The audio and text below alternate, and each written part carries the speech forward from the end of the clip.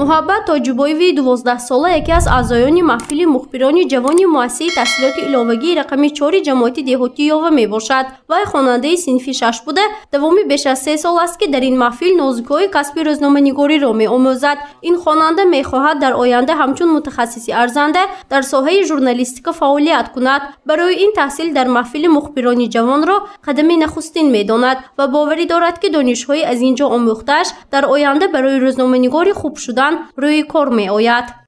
از استاد نازیک‌های ژورنالیستیکی را آموخته ایستادم. در آینده می‌خواهم مانند استادم ژورنالیست شوم. در آزمون‌های زیاد اشتراک کرده جای‌های نمایان را اشغال نمودم. یکی از آنها آزمون دانایی که بخش آینده‌ساز میباشد. در آن 100 نفر خوانندگان اشتراک کرده طول یک ماه استعداد خود را معرفی نمودند. من در بخش خونچه و مدیا ادبیات غالب دانسته شدم.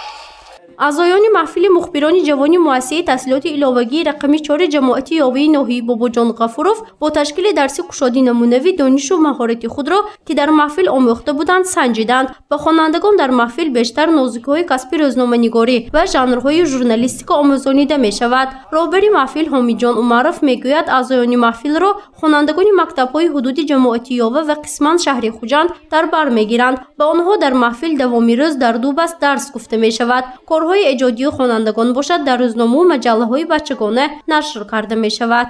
хонандагоне ки оянда рӯзноманигор шудан мехоҳанд омада иштирок кунанд дар муассисаи мо, дар маҳфили мо.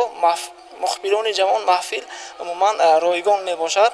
мана навиштаҳои маҳфили мухбирони ҷавон дар рӯзномаҳои лочин, раҳбари дониш, сухани халқ, корвони умед, дурахшандагон, гулистони дониш нашр мешавад. таҳсил дар маҳфили мухбирони ҷавон барои хонандагон пурра ройгон мебошад. бино ба иттилои роҳбари маҳфил имрӯзҳо аксарияти хатмкунандагони маҳфил дар соҳаи журналистика дар донишгоҳҳои олӣ таҳсили худро идома дода истодаанд. ҳамчунин чанде аз аъзоёни маҳфил баъди хатми муассисаи таҳсилоти иловагӣ фаъолияти худро дар газета ва радио телевизион идома дода истодаанд. аз рафти дарси кушод маълум гардид ки хонандагон ҳам аз таҳсилашон дар ин маҳфил қаноатманд ҳастанд, зеро ҳар яки онҳо бо шавқ бо роҳбари маҳфил дар мавзеъҳои гуногун ва хабарҳои ҷолиб саволу ҷавоб мекарданд.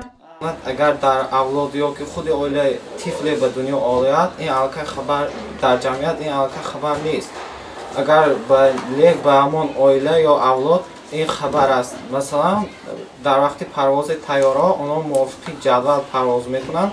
агар ба ҷадвали онҳо навигари ягон тағйирот дароварда шавад, ин алка хабар шуда метавонад. من خود میل و رغبت دارم برای نوشتن، برای ایجاد کردن و من وقتی که در وقتهای خالیگیم به نوشتن اسه مقاله ها مشغول میشم. این رو مقصد گذاشتم که به این محفل اعضا شده باشم. در آینده میخواهم که ژورنالیست شده باشم.